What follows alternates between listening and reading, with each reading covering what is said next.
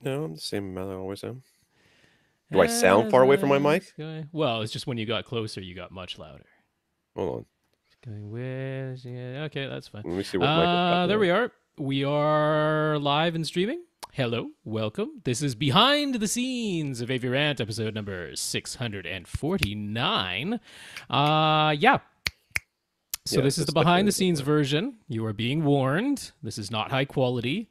And there is a complete video version that comes out later in the week, usually on Thursdays these weeks. And yeah, that'll have at least cleaned up audio and should have all the pictures that we reference in the video itself. But if you're following along live and you want to be able to reference the pictures that we're talking about, click down below where it says show more in the description for this video. And there should be something there that says pictures we might show in this episode. It'll take you over to Flickr where you can look at those individually. That's how that would go. All right, you have now been warned. This is the behind the scenes. Tom, are you ready? I suppose. Getting I mean, there. I'm not any farther away than I normally am. I can try to adjust it. No, it's just, it's all right. I got my I just don't want myself drastically louder than you. I fix that. Well, I don't fix it for the video, but I fix it for the podcast version. All right. All right, hold on. All right.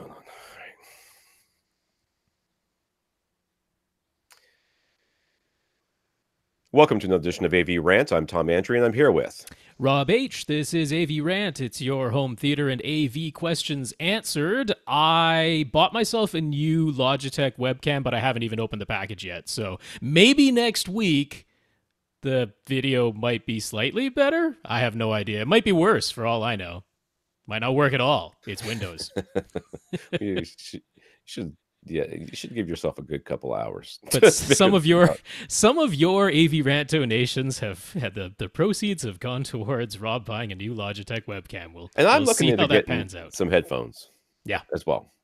So I am not doing that yet, but I am doing it. I just ordered a new cell phone. So Okay. I got the Pixel XL, and its The battery is 3? crapping. I'm not getting the 3. Oh. But I ordered the 2. Okay. The 3A or whatever it is. Yeah. Isn't that the low cost one? That's the low cost one, but Okay. it's not as low cost. It's a little bit more expensive than a 2 on eBay. Okay.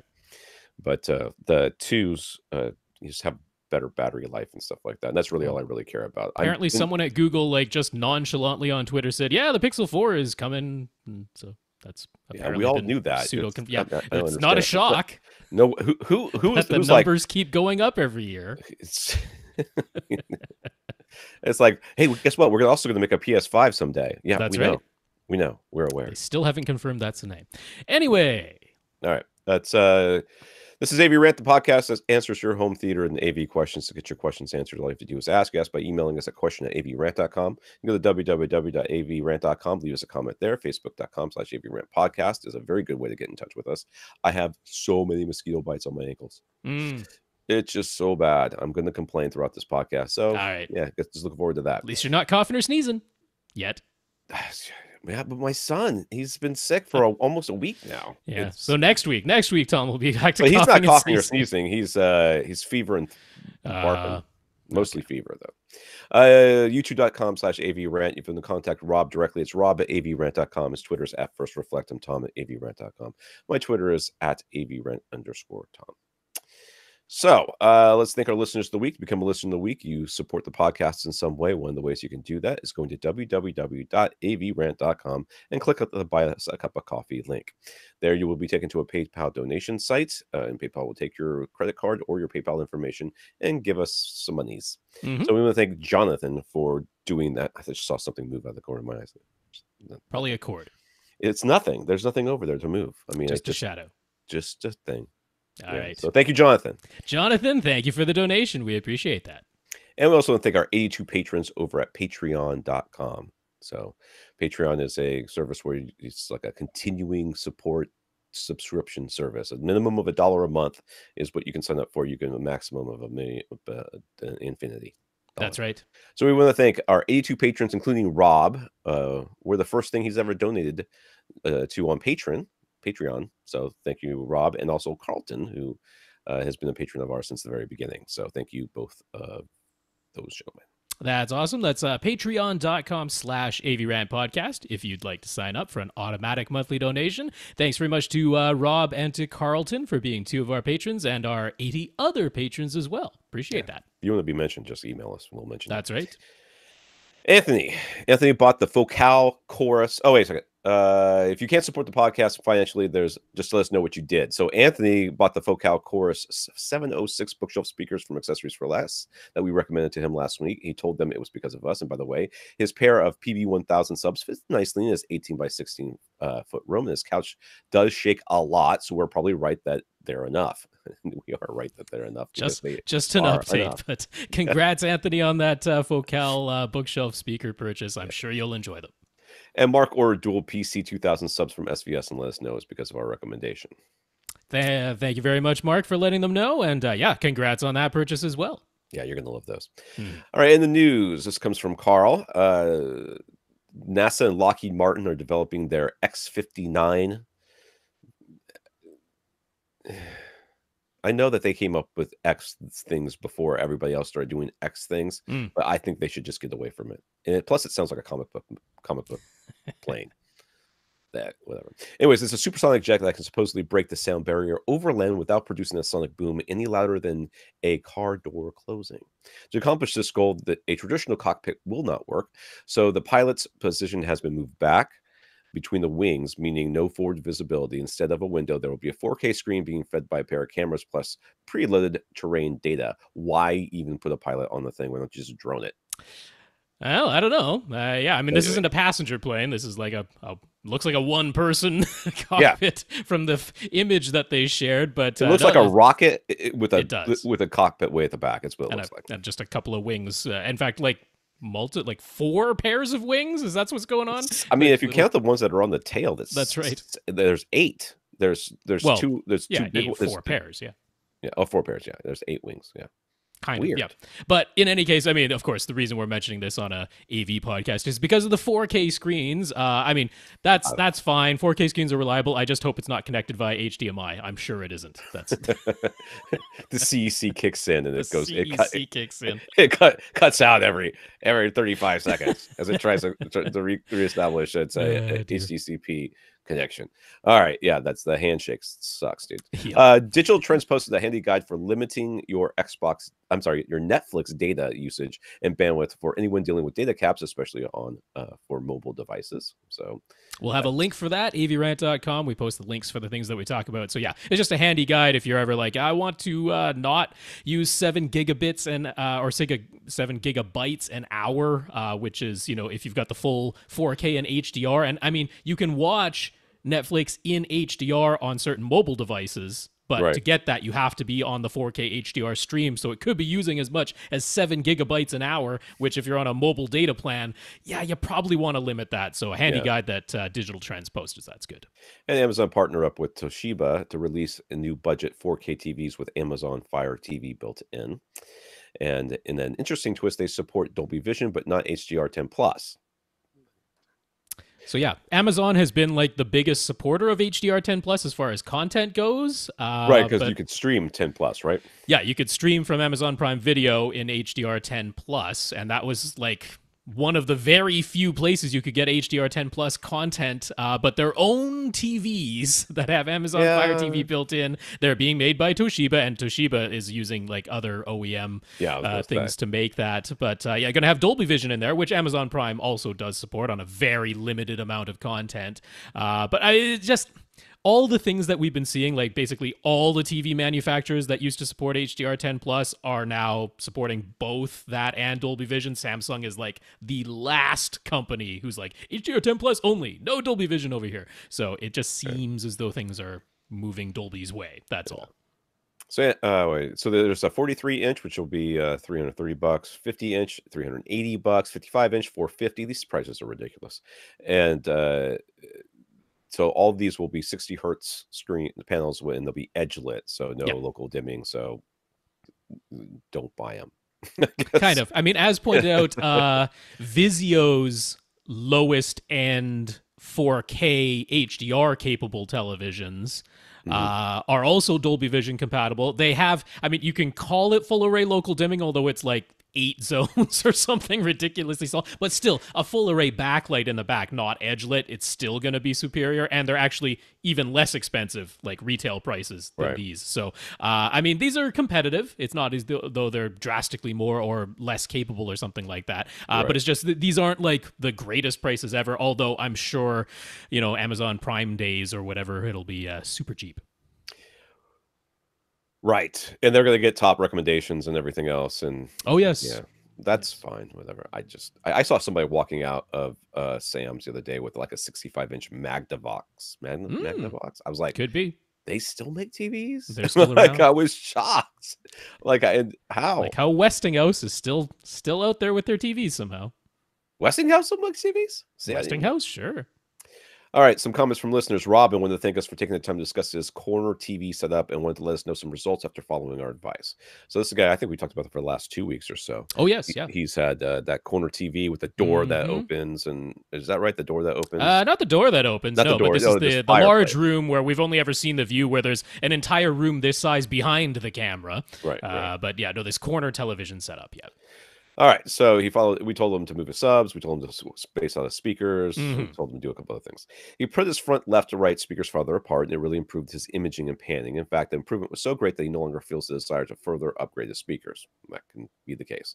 So he's keeping his the Polk RTIs, cherry finished speakers, and he's much happier with their sound now. He also raised and widened his front height speakers. He played several Atmos demos and decided that even though the front heights don't always play a lot of sound, he does like what they do when what they add when they do play.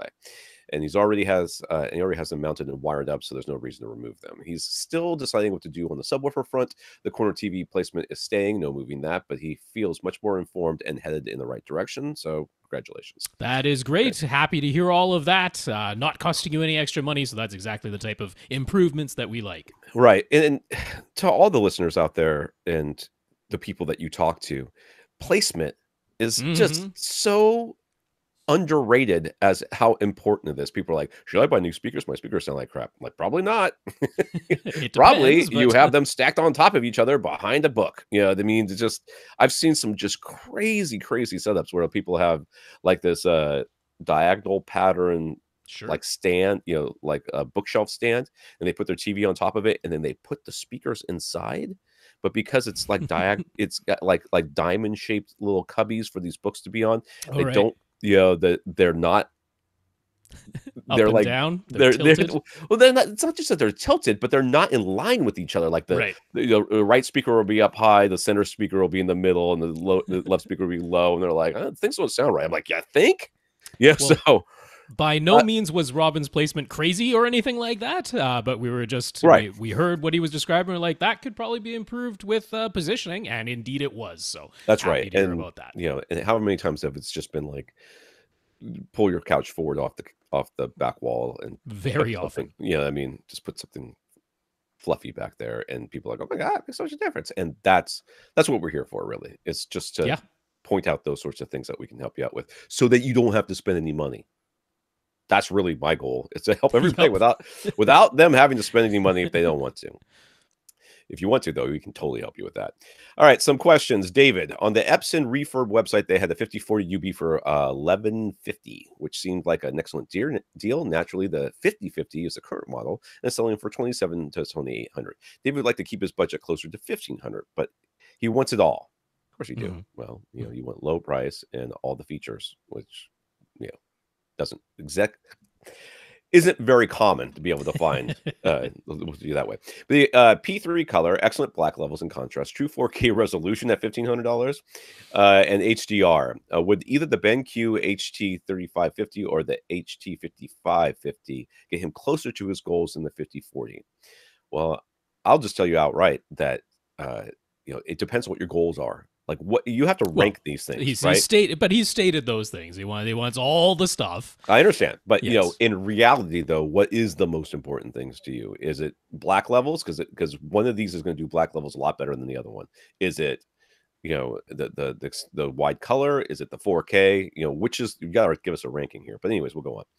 What about the LG 4K laser model that goes for around $1,800? Didn't we just talk about that last week? That was the ViewSonic, but they are kind of similar in terms of performance. Yeah.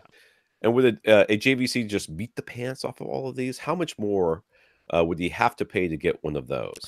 A lot. A lot, yeah. A lot To more. get all the things, you're looking at all the monies. So there's I mean, and that's just reality. I mean, you can't. You always have to make compromises, and even if you say I want everything, you're like, I'm going to have the cinema quality, blah blah blah blah, reference everything. Like, okay, well, you need a room that's this big and another room behind it that's this big that has its own cooling system for the massive projector we're going to be putting in there. You're like, oh, I can't do that. Well, you see, there's always compromise. So to try and simplify this, I mean, I will start with the 50/50 UB, which we know is more than he wants to spend. Right. But I'll start there because it has all the things that you described that you want, except for the price, right? And it also is not true 4K resolution. It is, of course, a 1080p panel that they're wobbling just twice per frame, so you're getting 2 times 1080p. You are not getting true 4K resolution. But in terms of excellent black levels and contrast, it has that. In terms of full P3 color, it has that. It's bright. It has a fully motorized lens with lens memories, so that you can set it up for both CinemaScope and 16:9 if you want to do that at the push of a button. Has excellent HDR handling, and the 50/50 UB now has the one feature that was lacking from the 50/40 UB, which is the ability to show 4K at 60 frames per second with HDR, right? The 50/40 UB had the limitation of 10.2 gigabits per second on its HDMI inputs, which meant you could do 4K 60 but not with HDR, or you could do 4K with HDR but not at 60 frames per second. You sort of had to pick one or the other with your 4K input signal, and the 50/50 corrected that. The 50/50 also gives you better and more manual control over how HDR is handled, but ultimately the 50/40 UB and the 50/50 UB are way more similar than different. Right. So if 4K 60 frames per second with HDR is not a huge priority for you, and really it's only gamers, right? Gamers and people for whom Billy Lynn's Long Halftime Walk is the ultimate movie and the only thing they ever want to watch. That's really it, because almost all 4K HDR content is at 24 frames per second. That's what movies are at. Well, and that's not a problem for the 50/40 UB. For all these people who have, including myself, who have HDMI cables already in walls and no way of really upgrading them. Yes. Getting the projector that can do all of the things, especially the full 18 gigabits a second, you may be never able to utilize it anyways. Right. So that is something to consider. All of that is to say, the 50/40 UB is a fantastic projector, and if you can get it for $1150, that is a steal of a price, and it does everything you could really ask for other than 4K 60 with HDR. Okay, so that's that. So are there any alternatives that could outdo the 50/40 UB? And the flat answer is no.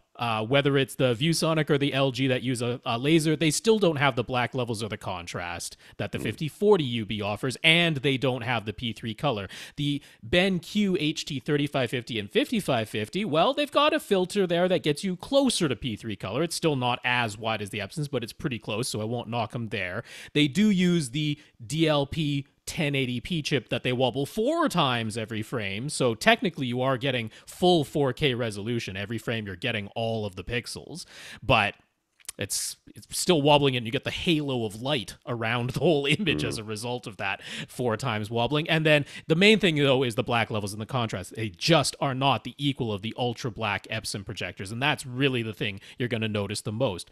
So my real answer here to you, David, would be snap up the 50/40 UB at the price that you can afford, as long as 4K 60 HDR is not a huge priority for you, meaning you're not a super duper into it gamer, and this is going to be your primary display for gaming. Right. So his current 1080p BenQ projector is ceiling mounted right above his head. The fan noise isn't too bad, but is occasionally noticeable or even irritating sometimes. The Epson projectors would appear to give him much more placement flexibility. He's got a 135-inch screen, and his back wall is 19 feet from the screen. Could he use a rear shelf to mount a real shelf mount with the Epson? Could he actually put it on a shelf above one of his surround back speakers on the back wall? Oh, right, because he's got a door in the middle of his back wall, so he can't put it. He'd have to be off to the left or the right. Or should he lower his absorption panels so that his projector is... Oh, that's not a door. That's a... Those are absorption panels that are actually in between his surround back speakers. The doorway is to the left of the surround back left. The surround backs are only 4 feet apart, it looks like. They're only about 4 feet apart. That's right.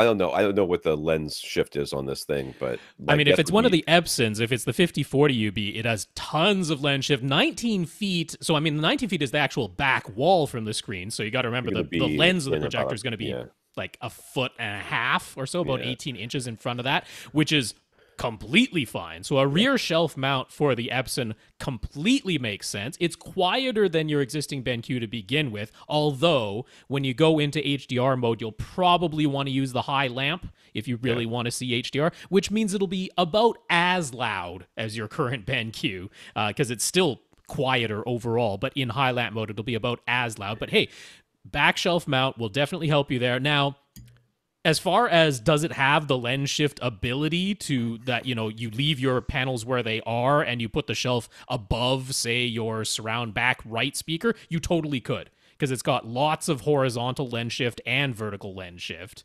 That would be no problem from being essentially 2 feet over from centered. Right.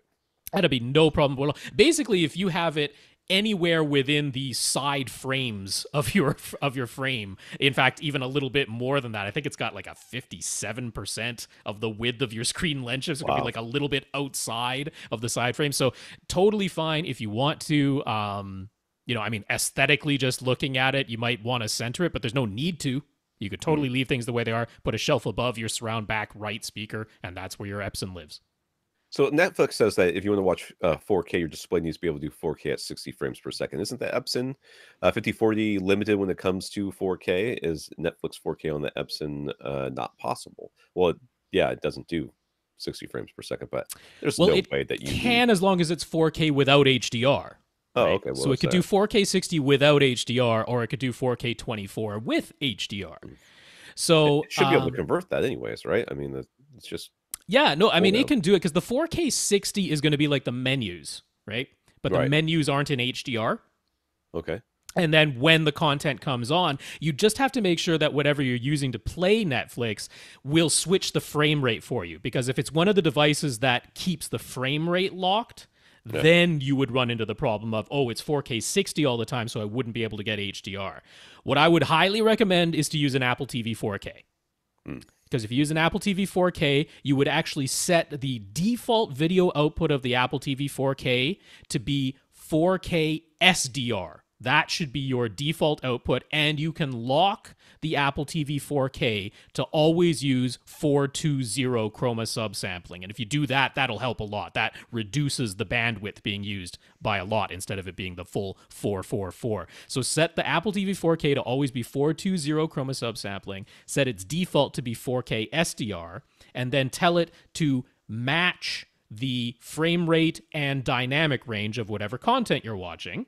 And that'll kick it into HDR and 24 frames per second when it's Netflix. So the Apple TV 4K is a wonderful match to the Epson, and you totally can watch 4K HDR on the Epson with that. So, FOMO Josh. Turns out we might actually know what we're talking about, which is really only a surprise to Josh. Starting to convince him. not to us. Anyways, Josh got a single PC 2000 to start. It sounds so good. And placed in the middle of his front wall, it sounds pretty darn even across all of the seats, even without a second sub. This is the model we had originally said to get, not an 18-inch servo sub, which that's 1,000 questions ago. I don't even remember that. And we said to try just one at first, since this room is wide open, that the area is only in the portion, and all of that worked, and he didn't miss out yet. He was fearful of missing out. That's why he's FOMO Josh, but he did not miss out. Next, since the center speaker isn't here yet, he tried just using his existing bookshelf left-right speaker as with a phantom center, plus his Focal bird surrounds mounted on the ceiling. This is the setup we had told him to use all along, because he's got the big. But I thought he was changing that, so the whole room was going to be it now. Oh no, it's about half the room now instead of a quarter of the room. Okay, so we went from a quarter to a half. Okay, instead of a quarter to a full. That's right. He's got his, just that we all remember, he's got his stuff off in the corner on the one half of the room. Okay. The dialogue all sounds very clear, and he gets a great center image with no actual center speaker. Something else we said to do. Yep. He hasn't even run the Odyssey yet. He's got a dead-end X3500H, so it's multi-EQ XT32 with sub-EQ HT and the optional Odyssey app. What sort of improvement should he be looking for after running Odyssey? Why are you asking when you can just run the Odyssey? No, but I mean, he's like kind of saying what should actually be the result. I mean, how do you tell if it's actually been a benefit or possibly a detriment? I mean, you can first of all, you just listen, but I mean, Rob's going to tell you to listen to sweeps. Yes, I am. How did you know, Tom? God, it's only like we've been doing this podcast forever. Rob's going to tell you to listen to sweeps. I'm going to tell you to just live with it for a while and see if you notice that much of a difference. The reality is what it's going for is to making things more even, flat. I mean, Odyssey is really trying to make things more linear. That is the part that's trying to make it linear. Right. So you're having the multiple subs, which you do not have, but you're saying that it sounds great from your seat anyways, which is fine. Oh, very possible in the setup you had. That's why we said try one first, because you're in this more open space where your theater area is not taking up the entirety of the room, and it is possible that one sub in his particular setup could deliver good results, and it sounds like it has. Right. So, in this case, when you're listening to the sweeps, what you're listening for is the volume to stay the same. Yeah. No big ups and downs in the volume as you're listening to this sweep from high to low or low to high. It doesn't matter which direction you go. But yeah, I mean, I will tell you to listen to a sweep because if you listen to it without Odyssey, you might hear some ups and downs in the volume as this sweep plays. And play it on repeat and move across all your seats and see how uniform and linear and even it all is. And then after you've run Odyssey, see if it's any better. See if it's any more linear or any more uniform. You're hoping that it is. And if it is, Odyssey has done its job, and it's been a benefit because the signal says, hey, play all of these frequencies one after another, all at the same volume, and if they're not, then something has gone awry. Right. So he's trying using the Netflix app built into the Sony TV. Is it supposed to look all dark with crushed blacks? No. What's going on? He asked. Were you watching Dolby Vision? Because there is a known issue at the moment with Sony's TV built-in Netflix app when playing Dolby Vision that it's crushing blacks and making it too dark. So I wonder if he's like, hey, I got myself a Dolby Vision TV. I'm going to test out something in Dolby Vision. Because that could very well be the case. It is a known issue. They're working on a fix.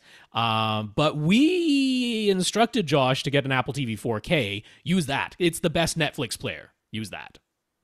Which answers his next question is, could you still get the best Netflix audio quality from the external Netflix streaming device instead of the Sony's built-in, the Sony TV's built-in Netflix app? I don't understand why he thinks that the Sony has the best audio quality. I mean, well, Netflix. It is one of the devices listed under Netflix that is capable of outputting all the way up to Atmos. But so does the so does the Apple TV 4K. Well, I was going to say so does Xbox One, and so does a bunch of other stuff. So yeah, several devices can. But no, we told you to get an Apple TV 4K, and I mean essentially use that for everything other than YouTube. Yeah. So use the Apple TV 4K. So if he starts renting 4K HDR movies from Apple, do they look and or sound noticeably worse than physical Ultra HD Blu-rays? Well, it would depend on your internet connection. Yeah, some of that for sure. Yeah, because when you're doing it through the Apple TV 4K, it will stream only. There's no way to download 4K titles. It too. There's no hard drive in there. Well, there are 32 gigs built into the Apple TV 4K. Yeah, you can download 1080p videos. Not holding the 4K. It's not going to hold a 4K movie. But so there is going to be some compression no matter what. I mean, that's just part of it. No one's sending you. There's that one service that will send you fully uncompressed everything, but you have to download the whole movie to a hard drive. Kaleidoscape will do that for you. So no, there's going to be differences. Will it be noticeable? I mean, probably. I doubt on the audio side you'll notice a whole lot. You may notice. I notice it in the bass more likely than anything else. When you stream something that's from Netflix or some of the other places, even though it's Atmos, the bass is it's completely different for me than when I use a regular, an actual physical disc. But you may or may not notice that depending on. Yeah, I mean, I would have to say overall, I mean, I'm very comfortable using my Apple TV 4K and iTunes to rent movies, because any movies where I'm like, I don't really want to buy this and I'm happy to spend $6 to rent it, so I'm going to watch it once and I'm not worried about owning it, I'm very happy to do that. I mean, could I get even slightly better video and audio quality on the physical disc? Yeah, but in Canada, where the heck am I going to rent it from? There's no options. You guys don't have Redbox, right, anymore. We don't have Redbox. We don't have Rent 4K. Discs by mail. So we got no options for renting. Right. So for anything, for your absolute favorite movies, I'd still suggest, go ahead and buy them on disc. That is as good as they're going to look and sound. And there can be some small differences. I mean, usually a little bit of color banding here and there. That's the number one thing I might notice on the streamed version, is a little bit of color banding here and there. And it is the not lossless version of the audio. Sometimes there's differences. I'm not even going to attribute that to being lossy versus lossless. I'm going to attribute that to different mixes. Yeah. But, for the stuff you really want the absolute best, still get it on disc. But for anything where you're like, I just want to watch this movie, I'd be totally comfortable renting. Right. That was the way I felt about a lot of the DC movies. Just Aquaman. I probably would have been okay with Captain Marvel just having streamed it. Captain Marvel, I've seen it twice now, and it's fine. It's a fine movie. There's plot holes big enough to drive a truck through, but it's fine. I'm happy to own it, and I'm glad I'm glad I didn't buy it for myself. I'm glad I got it as a present for Father's Day. Anthony bought some land in the Philippines where he plans to retire with his wife one day. He'll be building a house on the ground, from the ground up, over the next several years, and a large dedicated home theater is a very high priority.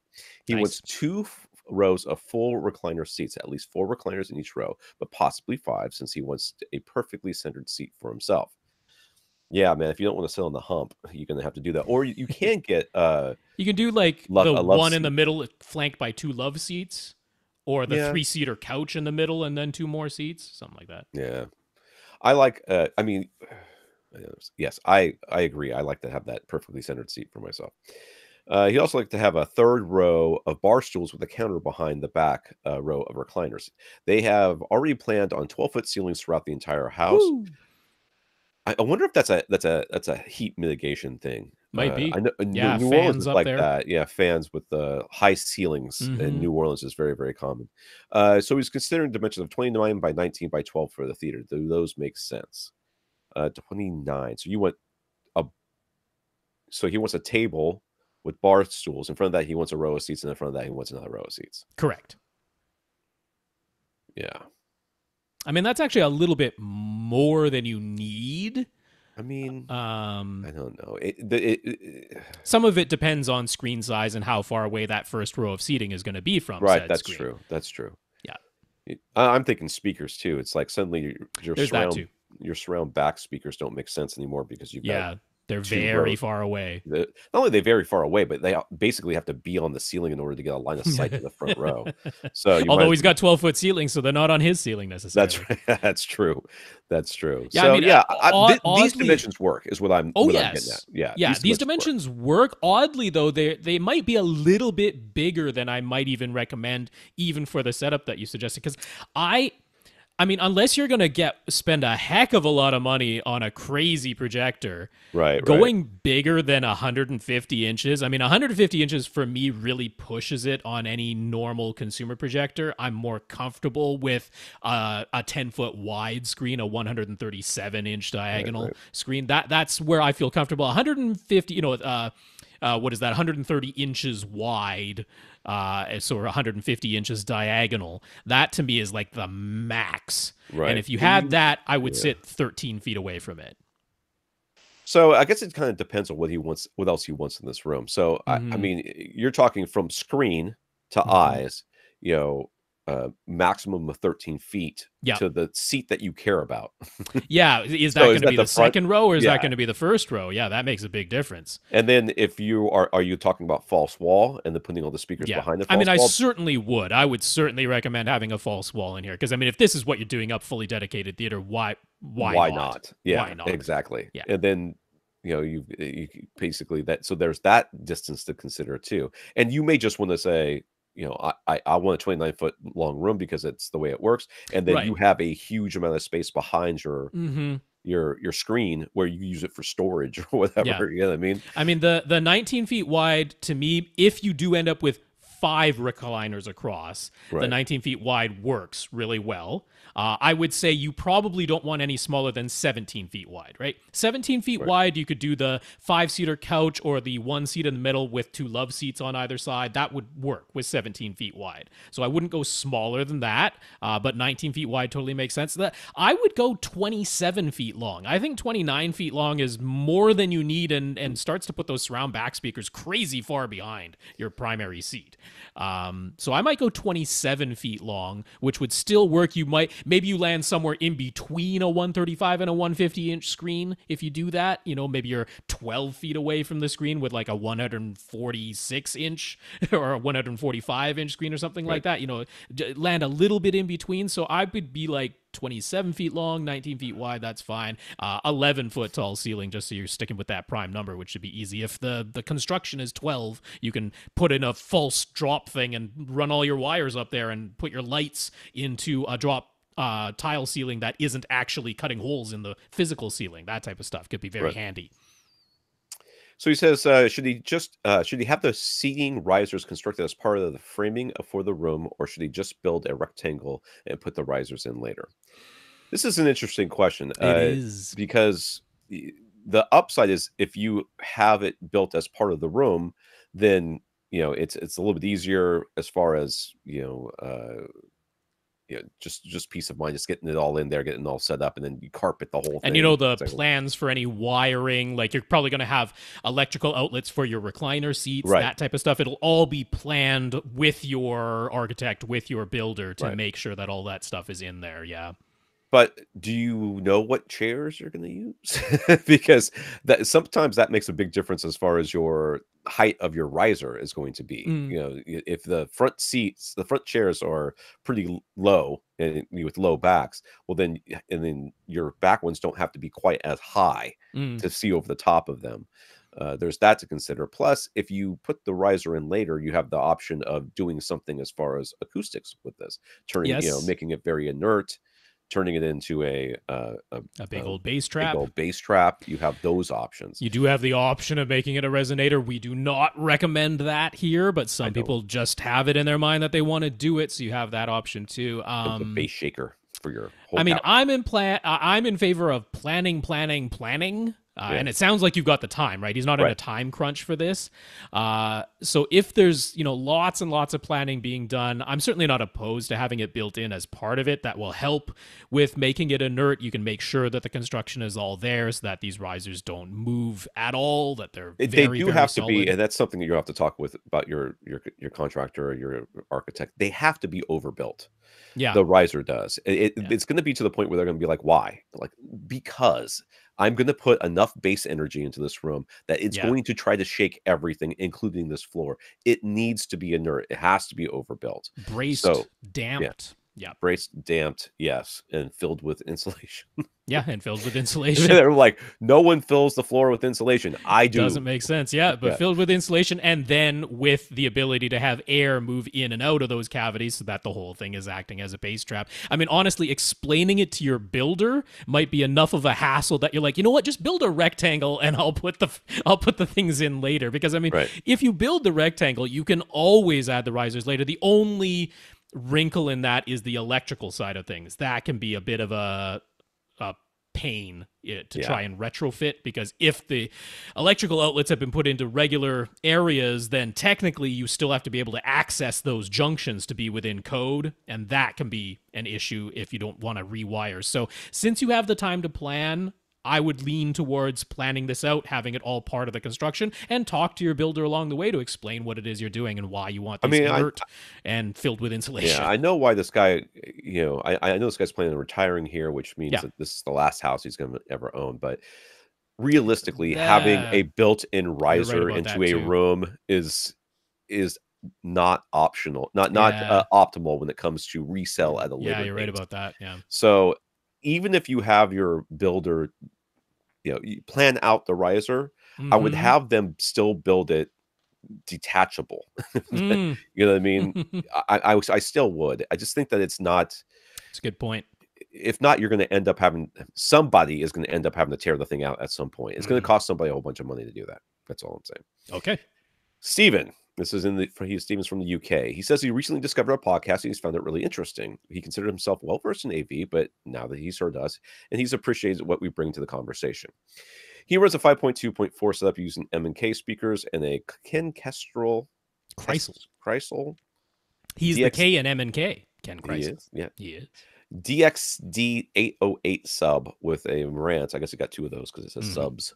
With a Marantz SR7011 and a NAD D250 amplifier. He's very happy with it all. But he did tell his Marantz that he had two subs during setup, and Odyssey gave them independent settings via sub EQ HT. All right. He heard our recent discussion with Rob, in particular, saying that he tells his Marantz receiver only has one sub. Can we please confirm that he didn't mishear or misunderstand that? He's got a Y splitter, so it'd be easy enough to feed both of his subs a single subwoofer output on the Marantz, to tell his Marantz that he only has one sub. But how and why would that sound better? Okay, I'm going to be... So I've done it both ways. I've lived with it both ways, and I've just recently changed to the Y splitter single sub method. First of all, the distance settings for my subs and were like 0.2 meters. Right. Difference. So they were already very close to being the same in your setup. Yeah, in my setup, the difference was marginal, right, as far as how differently they were set. Their volumes were set differently, the trim levels, but that's immaterial to the discussion at hand. So the idea here is you want both your subs to be working in concert. They are a single unit. They are one bass producing thing. Yeah, that happens to be across the room from each other, but that's what they are. So the idea here is that if you're, especially if your room is set up such that you're very close to the front or very much closer to the back, your subwoofer distances will be set quite different, and that creates two different speakers doing two different things in essence. What we want is the subwoofers to do the same thing at the same time at all times. So what you do is use the Y splitter on a single subwoofer output. You individually calibrate each subwoofer to 73 dB would be, or 72 dB would be correct. And then turn them both on at the same time. And that should give you around 75 dB. May or may not, depending on how things go in your room and how you have your sub set, maybe a little bit more, maybe a little bit less. Then you tell your Marantz you have one sub. The Marantz adjusts that one sub as if it was one speaker, and that gives you what Harman and all the researchers were talking about as far as multiple sub placements. They're talking about those subs all working at the same time. Yeah, really, what this all boils down to is that in the auto setup in Odyssey, including with this sub EQHT, there's no way to avoid it time aligning the subwoofer signal with all of the other speaker channel signals. And when they're being done independently as two independent subs, it's trying to time align sub 1 and sub 2 independently. It's trying to time align sub 1 with all of the speaker channels, and then also time align sub 2 with all of the speaker channels. But it's not treating the two subwoofers as one cohesive unit, which is the way that we think of it's one bass producing thing. We want to time align the two subs working together. We want that combination to be time aligned with all of the speaker channels. And there's no way to get that to work automatically in Odyssey. It's when you've told it that you have two subs, it's always going to try and time align the two of them independently. And unfortunately, that doesn't work out mathematically the way that we want it to. And if you look at what the settings for your subs are, the distances is what you're looking at as far as the time aligning. That's so if you look at your Marantz, and it has the distances identical or nearly the same, then you're done. Then you're okay. You're done. Mine were fine. Mine were very close. They were within like 0.2 of a meter of each other. And I still did it. So the difference has been that I think I goosed the bass up a little bit at the very end of the process, which I did not do. I did not go back and check the individual sub levels, and I did when I had them both together just to see, and I goosed them up, and now I've got some things buzzing in here that I have to go and track down because they weren't buzzing before and they're now buzzing. But Captain Marvel's shaking the couch like crazy. Right. I mean, but the thing is, I'm going to kind of bump back to the last guy who's talking about. This is the same guy? No, the different guy with the riser. You know, when you have something that resonates in your room, you know, it's much different than having like a couch that shakes. When that couch shakes, you're shaking too. So everything, like the bass is vibrating you and vibrating the couch kind of the same. So you don't really notice it nearly as much as you do as if you have something that actually resonates. Because that thing that resonates shakes a lot more than you expect it to. And it becomes very distracting. So I earlier on I wrote a 12-step guide to setting up dual subs. So you can search that. You can Google AV Rant 12-step guide to setting up dual subs, and in there I explain further and go through the process. I mean, I don't give a full explanation of why, but I explain the process of what's important to understand here is that I am taking care of making sure that I have uniform bass using my 2 subs in my room first. Right. And then I go, okay, that is now my bass producing thing. And now Odyssey, you just treat that as 1 sub. Right. So it is this in this sense, 2-step process of get the bass all organized first. And then as far as Odyssey is concerned, it's just 1 bass producing thing. I'm not going to allow Odyssey to try and brute force the time alignment of 2 separate subs because it doesn't do it correctly. Right. So you will need an SPL meter. Yes. You will need to manually calibrate each sub individually so that it is at a volume.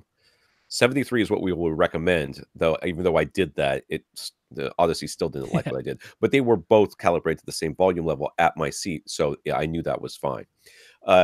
We've actually had a listener, Ray Coronado, who is installer and calibrator and that sort of thing. He went and he has 5 subs in his room, and he time aligned all of them, like manually, individually. He did.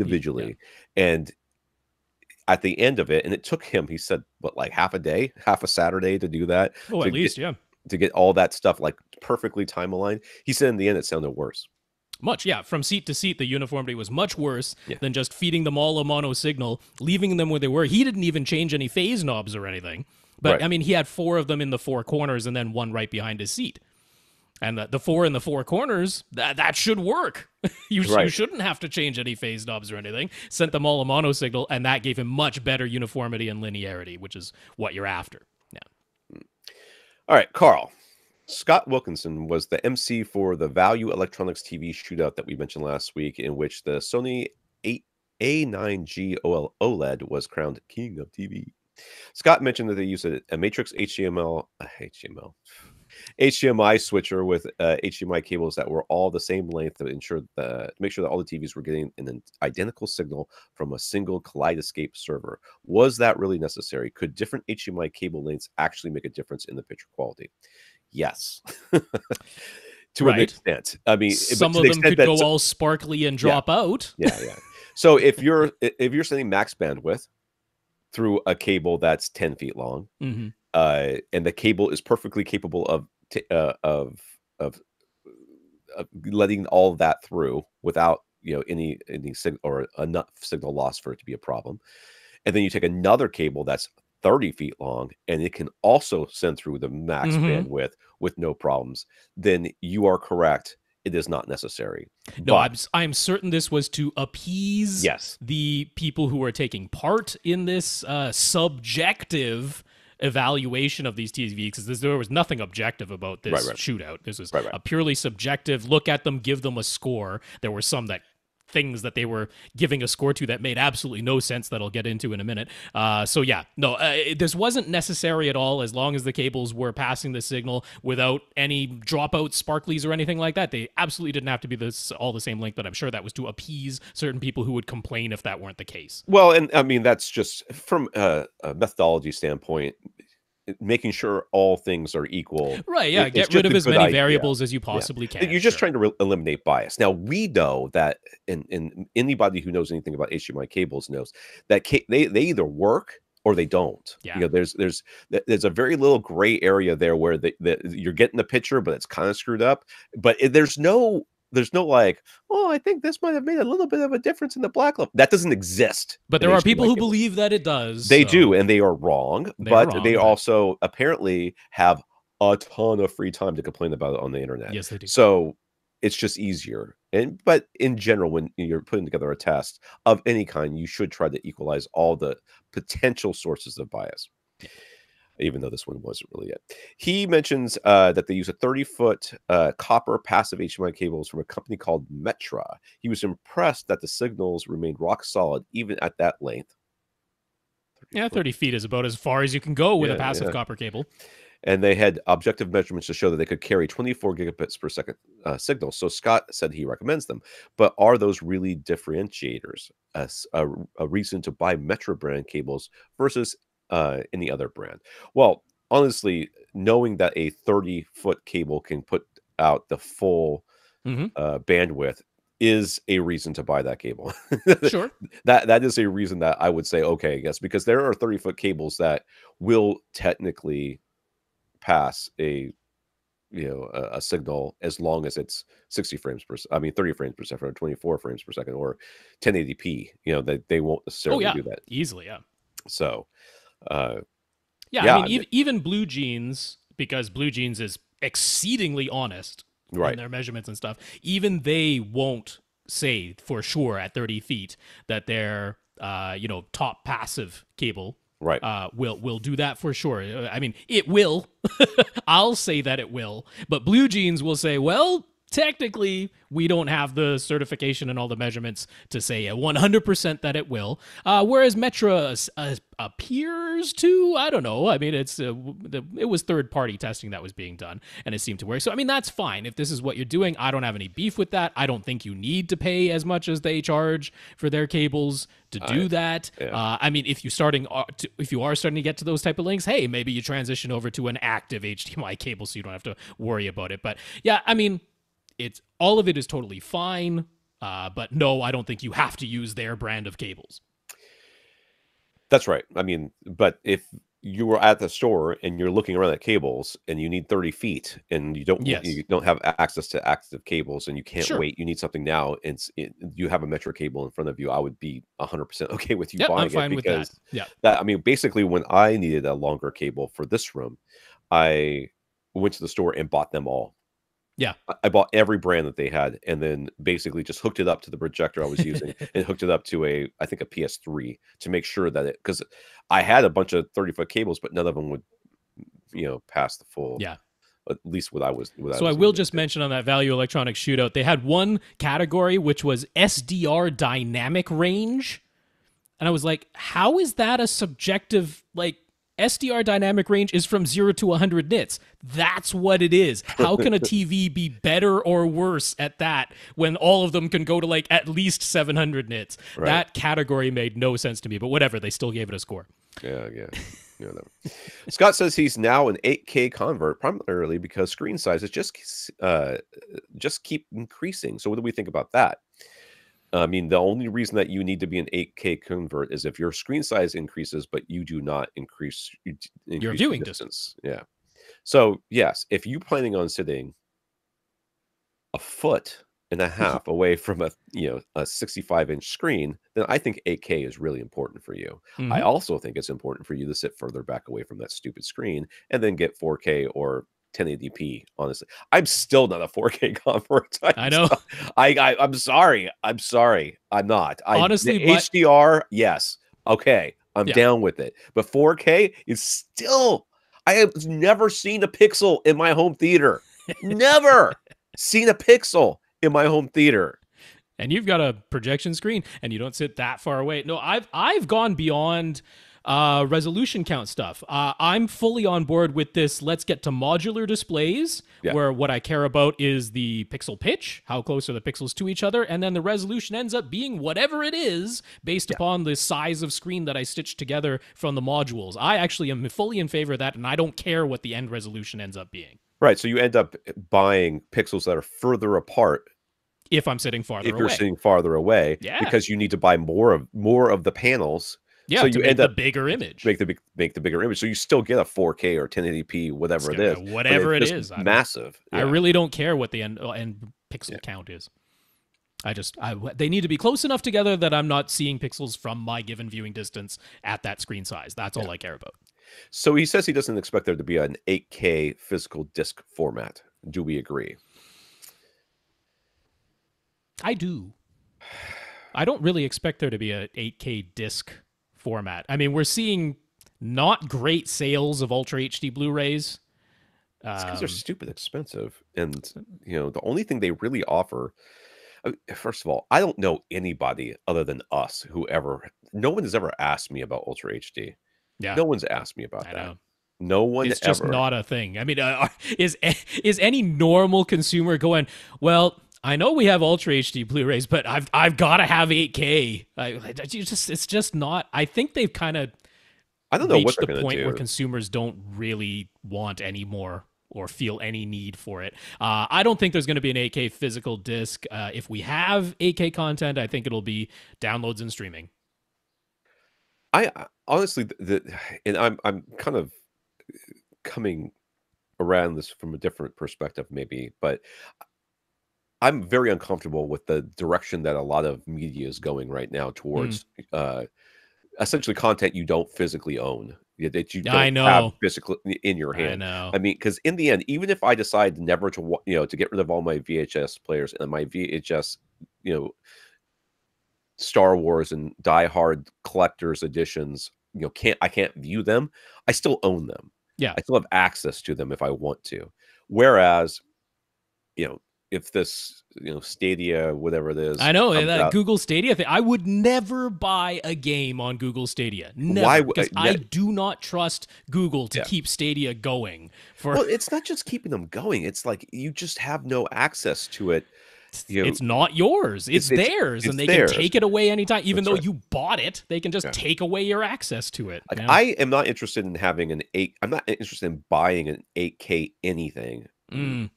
If I can't download it to something and play it back whenever I want. Yeah. Like, I have to have access. If I'm purchasing, renting is fine. I got no problems with renting. Streaming is fine. I have no problems with Hulu or Netflix in, losing content. Because we went to go watch. It's your option to keep paying for the service or not. Right.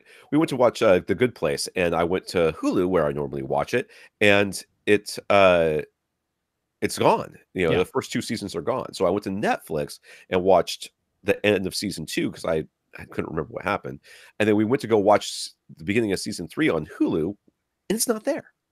It's episode 8. I'm like, what the? Okay. What? I mean, because after a certain amount of time, I guess, is that season still going on? Is that what's happening? It finished a long time ago, but well, I don't have access to it right now, so I'm waiting for The Good Place to come onto Netflix so I can see it, and that irritates me. But I didn't buy it. That's right. I mean, if I bought it, if you bought it from iTunes and you didn't have an option to download it from iTunes onto a device that you can keep, and then one day Apple just says, "Yeah, we're just shutting that down." Yeah, we're done. We're good. Thanks anyways. Thanks for the money. We're out. So I don't know if there'll be an 8K physical disc format, but I know that I doubt it. I am not going to be interested in purchasing things that don't have a way for me to keep it. Yep. That's it. So do we have any thoughts about Screen X? It uses 3 projectors and screens that go up to the sides, of the movie theater to create what they call a 270-degree viewing experience.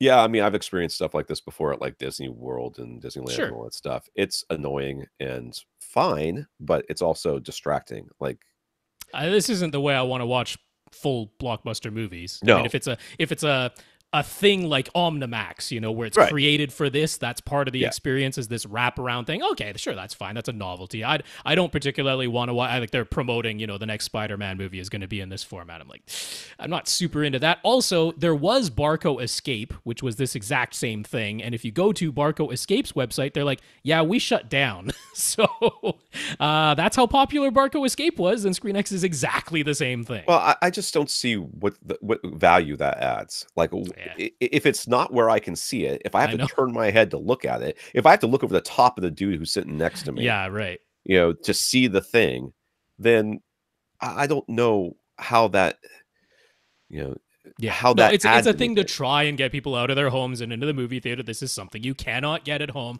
I get that, but to me it's a novelty thing and I'd rather keep it in the novelty Like, so the exhibition. VR experience you can get area. at like Legoland. Like I went to Legoland with my Sure. son. They had a VR headset, and you can ride the roller coaster with it, and then you can turn your head and see things all over the place. It's kind of cool. It is a novelty, and it works in that aspect. But still, the majority of what's going on is directly in front of you, and Yeah. you got to think about it from the perspective of the directors too. And this is a completely different way of thinking about how to frame the movie that you're watching, Yeah. And the movies that they did make in Barco Escape, they just kind of like added in some superfluous stuff on the sides just so there was something to put over there. But they, of course, since they know, yes, this is going to be released later and it has to be for a full Hollywood movie, it has to be showable in other theaters. It can't be exclusive to this. So, of course, all the content that matters is still on that one middle screen. And then there's just superfluous stuff to the sides. All right, James from Facebook. So James's son wants a large 4K flat panel, at least 75 inches for under $2,000. $1,300 would be preferable. He's a heavy gamer and also a movie lover. What current TV models would we suggest? 75 inches is out of TCL's ranges, and it's got to be minimum 75. Yeah, once you get this projector. But anywho, because you can't get it for $1,300. That's the beginning part of it. 4K flat panel, at least 75 inches. Movie and gamer. So gaming, I thought we said that Samsung has the best, but I don't think you can well, because they got the variable refresh rate. I don't think you can get there for $1,300 though for 75 inches. Well, not with something with full array local dimming. No, not from Samsung. Now, I can get on board with recommending you a Q6. Now, that's last year's model. That's a 2018 model. You could definitely get the 75-inch Q6. You could even, if you stretch the budget a little bit past $2,000, because for $2,200, you can get the 82-inch Q6. So the Q6 is a QLED. It is edge lit, but it has the best native panel contrast that's sort of out there. It's like native 7,000 to 1 panel contrast, which is about as good as most other full array local dimming LCD TVs get that have a native contrast of about 3,500 or 4,000 to 1, which is typical. So it's got a really good LCD panel with good native contrast, the excellent quantum dot color that the Q6s from last year had, and the price and the size matches, and it's got the full variable refresh rate. So I can get behind that choice. I don't highly recommend the step down models, which would be like last year it was the NU8000, this year it's the RU8000. I don't super highly recommend those because the hit on the native panel contrast is big. It's down to like 3,500 or 4,000 to 1, and it's totally noticeable, at least to me. So the Q6 I can get behind, but if the price has to be under $2,000, I would point you to the Vizio. Again, last year's 2018 P series, which you can definitely get the 75-incher for. I think right now at Best Buy it's $1,600. So it's not $1,300, but it's definitely under $2,000 for the 75-inch size. I don't think $1,300 is a reasonable price for 75. It's a bit tough. That one does have full array local dimming, excellent contrast and black levels. If you're more the movie lover and watching in the dark, I would probably lean towards the Vizio here. It doesn't have variable refresh rate, but it can take a 120 hertz signal. So that's pretty darn good on the gaming side and really low latency. So as long as variable refresh rate isn't the absolute most important thing to you, I would probably get the Vizio P series. Okay. Yeah, so very rarely do I like when we recommend something that's over the price point that they are suggesting. Well, I'm willing to say when it's a small amount. It's a small amount, but he's also asking for 75 inches, and you're saying, well, for $200 more than your top price, you can not only get all these good things that we know are good, but you also get an 82 inches, which I there's feel no like, option in Vizio's lineup for that big. Yeah, I feel like that's enough benefit that I'm okay with recommending that. If it were me, I mean, it depends on really how important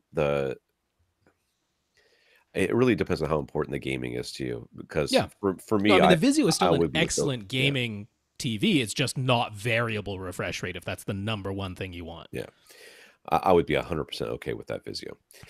Infinite Gary asks, do we plan on checking out an 8K display in the near future so that we can share our thoughts? I think it's stupid.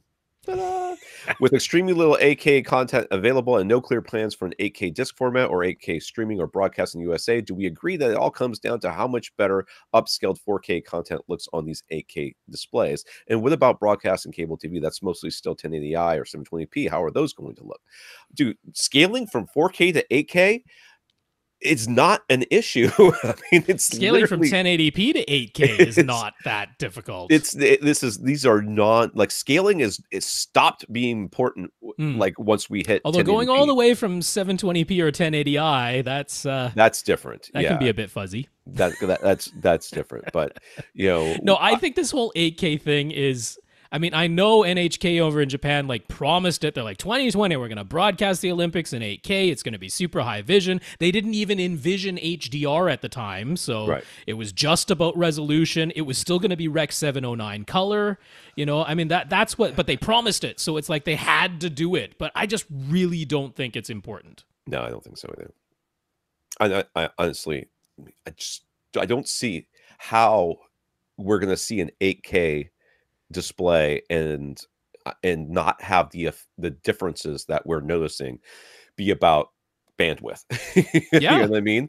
Because without a physical disc, if you have the bandwidth to give me an 8K resolution, use that same bandwidth to give me a less compressed 4K, please. Right, I would much rather have that. Yes, exactly. Which is probably what they'll do. And then just let the TV scale it. LG Display announced that they'll offer 40-inch OLED panels in 2020. 48-inch, just to make that enunciated, yes. 48-inch OLED panels in 2020. Would that smaller screen size potentially offer any benefits over the larger OLEDs? Maybe look a bit sharper due to the smaller pixel pitch, or be a bit brighter? Do we think Sony will offer 48-inch OLED models? They'll be less expensive than the 55-inch models, right? Who knows?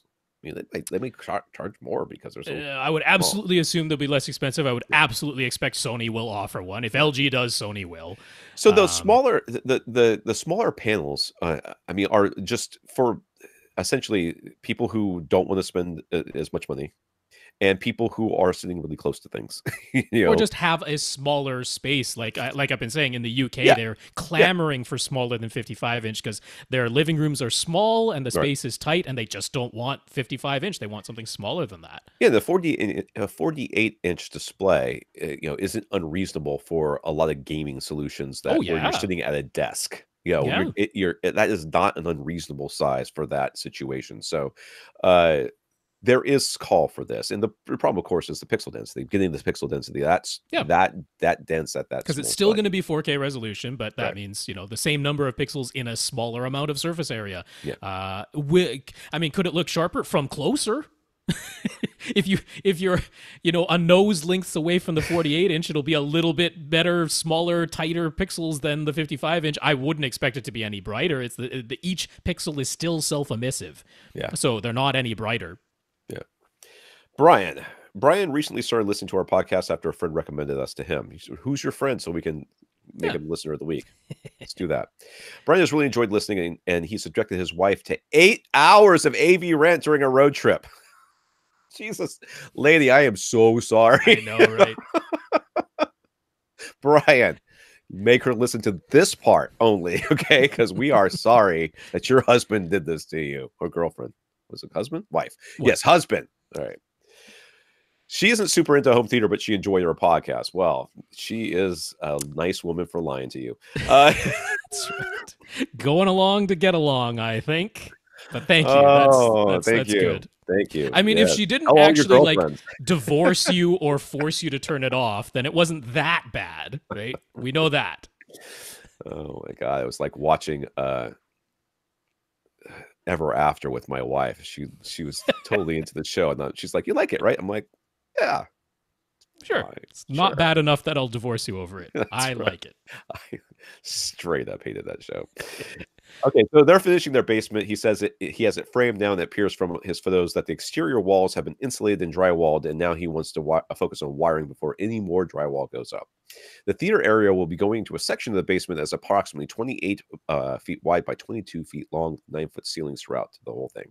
Isn't the perfect rectangle. The rear right section will have a bump back for a games area, and the right side wall the right side will bump out a bit to provide a doorway into the bedroom just in front of the HVAC system. There's a major support beam that will run left to right overhead with support columns coming down. From the front wall to the support beam is 12 feet. He plans to have all of his seating in front of the support beam and columns, so he should end up with roughly a 10-foot viewing distance and about 10 feet of space behind the seats. He plans to have a small bar at the back on the back wall. Okay, so I'm going to try to explain these photos to Tom and everyone else because it is a bit confusing, but we start with the diagram there. And so, I mean, it doesn't look like it in here, but this will end up being an enclosed space. Because there's the opening on the right side, but that actually is going to close in what's going to be the utility room. I see that. So yeah. So he's drawn it in there because the original plans didn't have. But right. he's doing his own framing. It is essentially a rectangle. Like there's a little bit of a bump at the back. Is that a stairway at the back wall? There's a stairway on the back wall. Yeah. So in behind the bar. So if you can see the bar that's on the back wall there, it's pretty easy to tell what's up at the front there with the screen and then the seating area. And at the very back, there's this small little bar. So behind the bar is actually the stairway. So we sent this photo where we can see the frames for the stairs. This should be the very first photo just below it here. So those stairs, so what we're looking at there, that's where the bar will go. Basically where the blue electrical outlet is in front of the stairway, that's where the bar will go. You'll go behind the bar to go up the stairs. And then as we move to what will be the right, if you're facing forward, what will be to the right of the stairs, he's got this big pink happy birthday or something, happy 20, whatever that is. Yeah, I see it. That's it's already closed off. It looks like he's got all this stuff closed off already.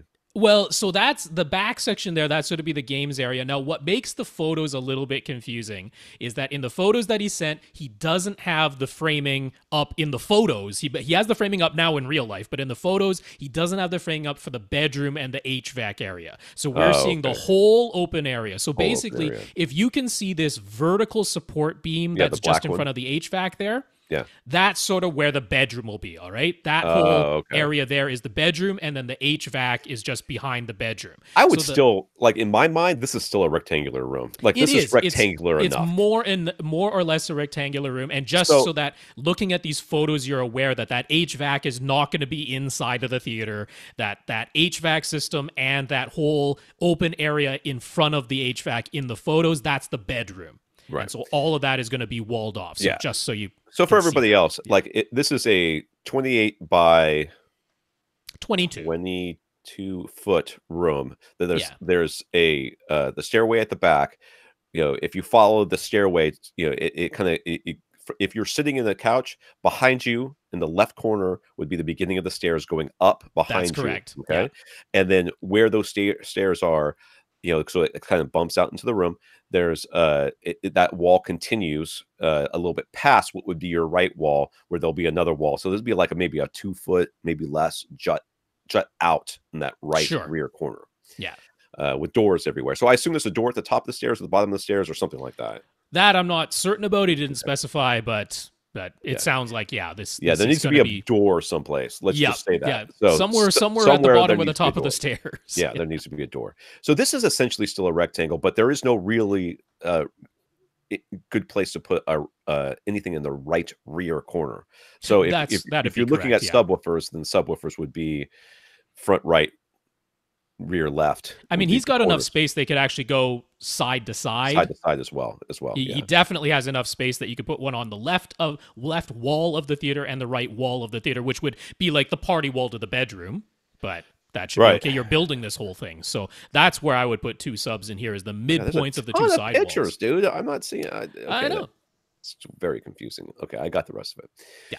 Brian says that most of his content will be streaming services and gaming. He isn't concerned much about having excellent seat-to-seat uniformity. He figures anyone else coming over is going to think it's amazing no matter what. That is true. But you will know, and this is easy enough to do. Yeah. So he owns a pair of Paradigm Studio 100 V2 towers. He would like to continue using. His Paradigm dealer told him that the most similar Paradigm series that is currently available is the Prestige series, and that he should buy Prestige series speakers all around to match. But since Brian wants a full 7.1.4 Atmos setup, that would be too expensive. Yep. So yeah, the Paradigm is not cheap. So he was thinking, series. yeah, he's thinking he'd get the Prestige Center, but less expensive surround backs, and Atmos speakers. Do we have any recommendations? He'd be happy with in walls, but the speakers don't have to be in walls. If something wall mounted would be better. RBH would absolutely 100% play perfectly with your Paradigm. Very much so. Although, do they have anything form factor wise that's much better than Paradigm's own offerings, just in a less expensive series? Because there's 3 series below the Prestige series. Yeah. And actually, the Prestige series still uses their aluminum tweeter, right. Which they continue to use, not that exact same aluminum tweeter, but aluminum tweeters all the way down the lineup. Right. And it's not going to be so different. I mean, Paradigm targets a very neutral linear sound. And I mean, for your surround and surround backs, and especially your Atmos speakers, I absolutely do not think that they all have to be Prestige series. I completely agree with you. No. Okay, getting the center channel is fine. I got no problems with that. Yep. And I would be very much along the lines of what Rob just said. If you want to stick all Paradigm, just pick the one that looks the best. Well, because the monitor series, yeah, they have the surround 3s. If you want something that's nice and easy to mount on the walls, on your side walls, and perhaps even on your back wall for surround backs, those surround 3s, they're like a third of the price of the Prestige surround speakers, and they will totally be fine. They also have the Atom monitors, which would be great as surround backs. I mean, you could just put little shelves on the back wall and hold the Atom monitors. Perfect for surround backs. For the overheads, I don't know. I mean, Paradigm certainly has in ceilings if you want to do in ceilings, but they also have their Cinema series and their Millennia series, which are satellite, easy to mount speakers that are nowhere near as expensive as the Prestige. So I don't see a big reason that you have to leave Paradigm's family. You can definitely just step down in their series and they'll still sound, I mean, especially for your surround backs and your Atmos speakers. Yeah. I mean, like, I'd probably just put Atom monitors in all those positions. So he says, how high should the surround and surround back speakers be placed? Well, for the surrounds, you want the tweeter to be about, a foot behind and maybe 2 feet up from your ear. I mean, he's going to have these fairly high ceilings. Yeah. I would say have the tweeters 5 feet off the ground. To me, there's no way that's not going to work. It kind of depends on your couch too. You got to kind of factor that in as well. I mean, American furniture is pretty much the same, but it is possible that he goes to IKEA, gets himself an itty bitty couch, because this is an L-shaped couch that he's he's planned anyway in the diagram. Yeah. That's what's written down. So I don't know if that's what he's going to end up with or not. So a foot back, 2 feet up, tweeter height, and that's kind of where you want him to be. Now, I do not agree that you should get surround backs. I don't like surround backs in this. They're so far away, and they're basic. They're 10 feet back. I mean, for the rest of you that are listening and not looking at the pictures that I'm looking at, his couch is actually in front of the midpoint of the room. Like, everything is a little bit, yeah, it's front of the midpoint of the room. So the surround backs are way, way, way back, which is fine. Hey, I mean, the whole thing is 22 feet. The problem that bothers me, the problem that I don't like about this is that ends up being a bar area, which is fine. Yes. But if the bar area is never going to be in use while you're watching movies, then surround backs are fine. Sure. If you think that people are going to be back there sometimes while other things are going on on the TV, if you're going to have like a party where you're watching the Super Bowl and there's going to be people by the bar and people up over there, there's going to be speakers that are going to be blasting directly into their faces. But they'll only be doing surround back duties, which it's not that much that often. Yeah, I mean, I just think that I would go 5.2.4 or 6. You could and do that. I would do top fronts, top rears, and then 5.2. That's Tom's take. I'm not opposed to surround backs, so you can listen to whichever one of us you agree more with. So the surround backs, what you want them to be is in line with your front, left, and right speaker. If you could, if you can, front, left, and right speaker, and then high enough that they have line of sight to your ear. Yeah. So. Again, in here, that might be with the tweeters 5 to 6 feet off the floor, something like that. Okay. All right. Yeah. So he's considering a Denon X6400 H to power all 11 speaker. He has a Harman Kardon 7300 right now. It doesn't have any room correction, but he loves its sound quality. How would the Denon compare? I mean, fine. No, I mean, what's its sound quality? What does that? Yes, I guess he has been indoctrinated with the idea that AV receivers have their own inherent sound. If they do, then you just use Odyssey's curve thing to the editor get the sound quality you want, because the only reason that an AV receiver should have a sound or would have a sound these days. Now, this all stems from way back in the day when we were running Class A amps and things, amplifier technology and some of these other things were not as well designed as they are these days. There could be actual sound differences between electronics. I don't think that it was all as common as people said. I think it was more an interaction of the speakers that they were in the room that they were listening to, but whatever. But it became known that, Harman had this sound quality and Denon's were warm. I mean, you've heard everything. I've heard Denon's were warm, and Yamahas were bright. And Yamahas are bright, and I've also heard the exact opposite. Anyways, if an amplifier should not, and a receiver should not color the sound in any way unless you ask it to. And if you asked it to, well, then you can ask it to, and especially with the new Odyssey Editor app, you can literally ask it to do, go for any target curve you want. That's right. So if your Harman has some sort of target curve, go for that. Whatever. Sound quality, no concerns there. It can sound every bit as good as your Harman Kardon as far as that goes. I do question though. Even with a receiver as good as the X6400, powering all 11 speakers just from the receiver, you do have to remember that speakers also act as microphones. This is what your damping factor is about, which is, they are also microphones. So as you add more speakers to it, you start to increase the noise floor of the system as a whole. And given the price, right? What I'm bringing it all back to is price, because you can get the X4400H for like $600 less than the X6400H.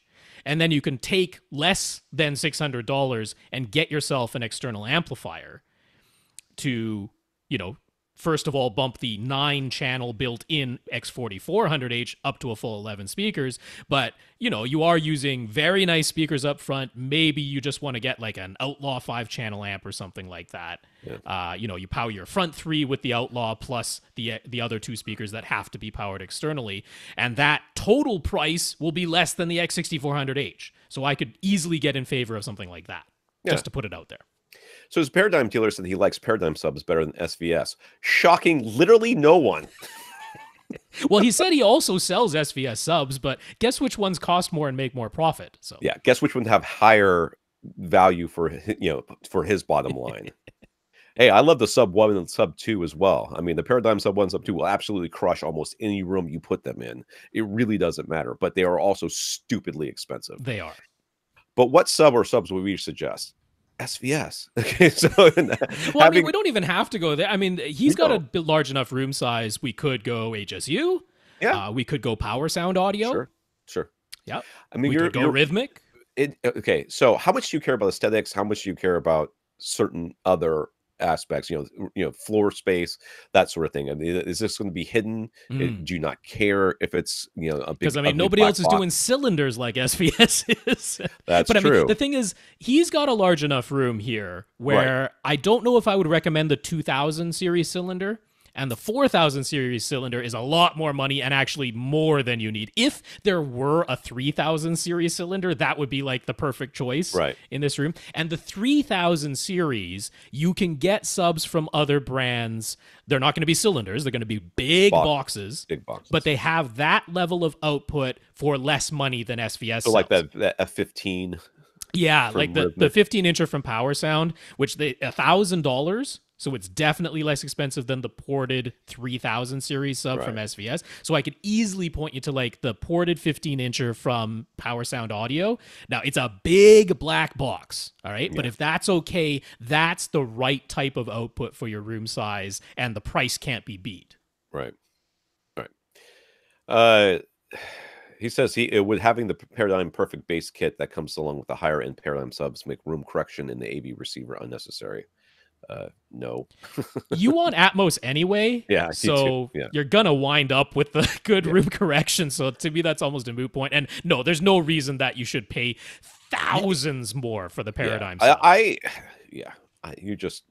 I mean, if you got one, it's not like you got a bad sub. We're not saying that at all. It's just completely unnecessary. Paradigm makes perfectly reasonable subs, but we don't recommend them because they're expensive, not because they're just bad. The price, yeah. Not the performance. Just the performance is fine. Mm-hmm. It's just for the same performance, you can spend a lot less someplace else, which is why your dealer doesn't want to send you to the other ones. Okay. The thing is you're like what Rob just said. I think you said you want Odyssey anyway, so you're going to end up with Odyssey. What I think Rob meant was you're going to end up, in order to get a receiver to do the things that you want it to do. You're going to end up with Odyssey. You're going to end up with the highest level of Odyssey anyway. So you're basically getting it for free. So that perfect base kit, while it's fine, it's absolutely fine. It's in no way necessary for your application. That the application it's necessary, I'm only going to say necessary for, is for people who refuse to buy receivers. Right. No, I'm pointing you to an X40 400H plus an Outlaw amplifier plus a power sound audio sub. That's the recommendation so far. So you'd like to stick with a flat panel. In fact, you would like to have one large flat panel plus two smaller cheap flat panels for a bit of sports bar type setup. Mm-hmm. But it looks as though prices jump up significantly above 75 inches. That said, he's coming from a Panasonic Plasma. Ooh. So he wants OLED. As mentioned, gaming is a priority, so he knows the worries about burn-in will get mentioned, but he's never had any issues gaming on his Plasma, so should he consider an OLED? Should he go for a Q8, Q80, or a Q80 Samsung QLED? What do we recommend for his primary display?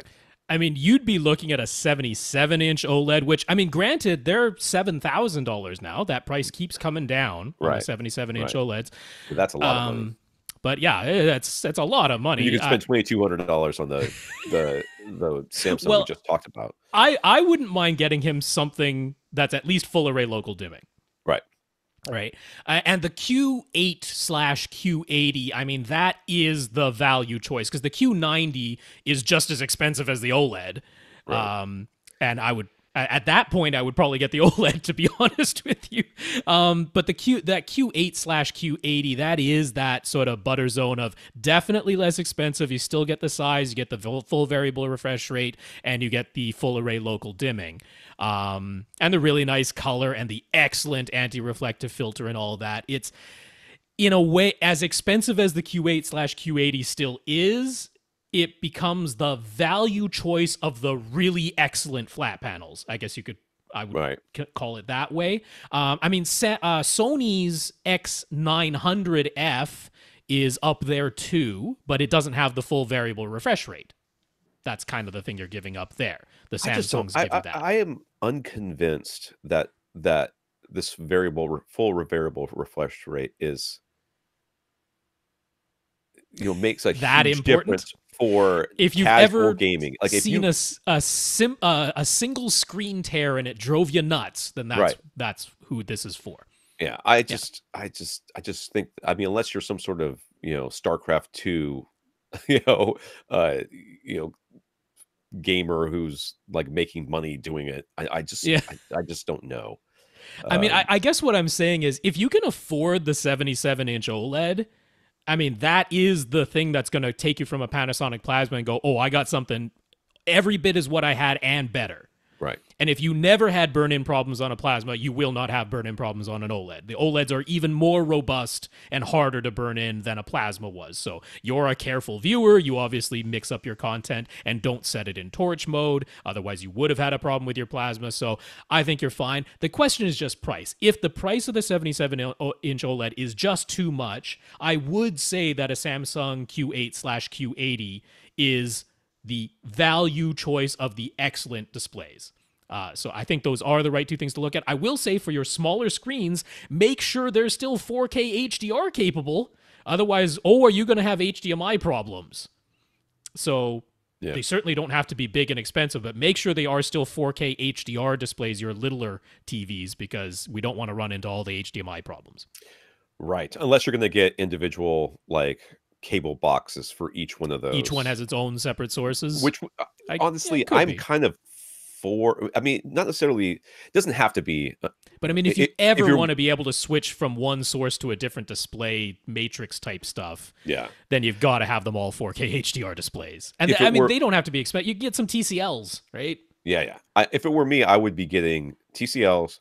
I Yeah. would get a single cable box with an HDMI splitter or whatever to Yeah. power both of those, and then use either Oh, sound bars and just have that be at the bar at the back. Do not hook it into your home theater well, I think he was at all. thinking of, the displays all up front, multiple displays, so you can have like 3 games going, you know?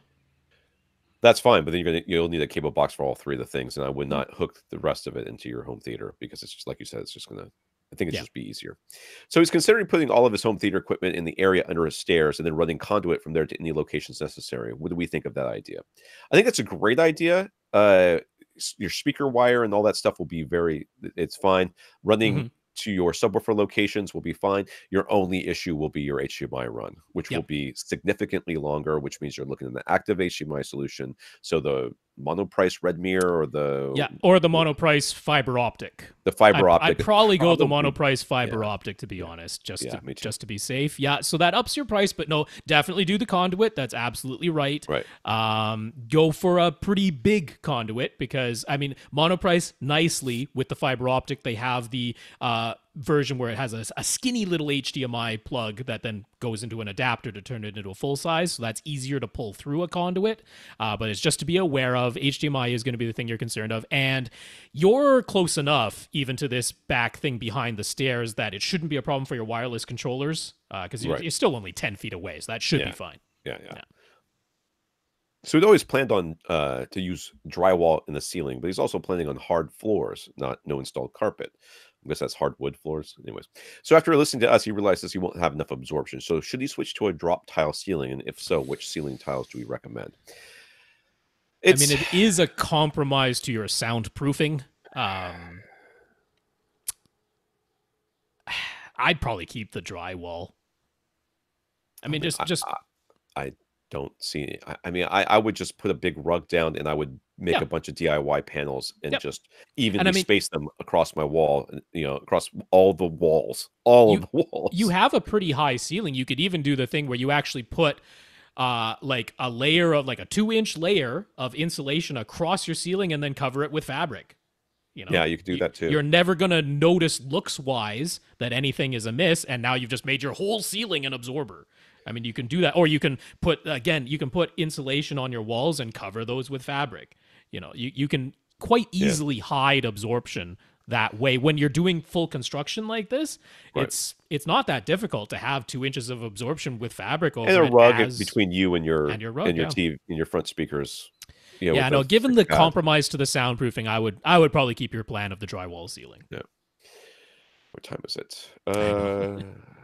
I don't know when you have to leave today, so I don't really have to leave. I am concerned about my son. I need to go. I'm gonna go check on them. But well, let's try and do a 2 hours and see what we can do because we had 19 on the list and we're only at 9. Oh well. Matt has accumulated about $750 in Amazon cards, credits, and gift cards. He's in an open concept room using an SVS SB12 NSD sub and an Oculus receiver that only has 2 EQ, which is Odyssey's like we're only going to give you a processor that does this. What can you do for us? They're like almost nothing. Not and much. Oculus said, "We'll take it." That's right. That was the time. But anyways, this is 2 EQs long dead. They haven't done that in forever, but it's totally satisfactory in every other way for the time being. So I guess I don't know. His receiver is his receivers. So he'd either like to upgrade a sub or his receiver, but the only thing he really be getting with the receiver at the moment would be Odyssey Multi QXT32. He can't afford a 3000 series sub, which would seem to be what we'd recommend for his open concept space. But he could get a ported 2000 series to replace a sealed SB12 NSD. So what do we say you should get? A new sub or a new receiver? Is that really all the options we have? We can't suggest anything else. What about a display? What about these are the things he's looking to upgrade, and it's either a sub that isn't quite to the level that we would probably recommend, and the 2000 series doesn't have EQ built into it, right? Whereas the 3000 series does. If you got a 3000 series, it has its own EQ that you because I mean the thing is 2 EQ is the version of Odyssey that doesn't EQ the bass at all, and the bass is where we want EQ the most. I'm perfectly happy turning EQ off for the higher frequencies, but I want EQ for the bass. Now, you could get EQ built into the sub and get the output you're looking for by, well, not buying now and just saving up until you can get a 3000 series. Right. Is that the answer?